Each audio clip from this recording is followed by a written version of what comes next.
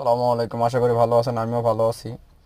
তো যাচ্ছি এয়ারপোর্টের দিকে। তোর বস গেছে হলো চিটাগংয়ে। চিটাগং একটা মিটিং ছিল, মিটিংয়ের ওইখানে গেছে, যার কারণে আসতে আজকে অনেক লেট। প্লেন ছিল সন্ধ্যা 7টার সময়, ডিলে হওয়ার কারণে আর কি আসতে লেট হয়ে গেছে। প্রায় 10টার দিকে নামবে বলে বললো আমাকে, যার কারণে আমি যাচ্ছি।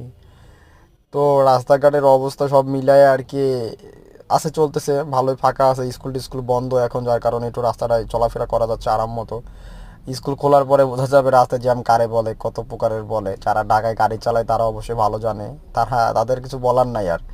আমি আর কি যাচ্ছি, বনানী দিয়ে বেরোচ্ছি। বনানী চেয়ারম্যান বাড়ি দিয়ে বের হয়ে আর কি আমি সোজা চলে যাচ্ছি। চেয়ারম্যান বাড়িতে বের হই নাই, আমি বের হই আর কি আপনার মোয়াখালী দিয়ে বের হই ডিরেক্ট, আমি আর কি এক রাস্তায় চলে আসছি।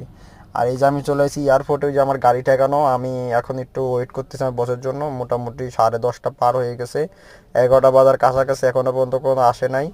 আর ওইটা হলো আন্তর্জাতিক বিমানবন্দর।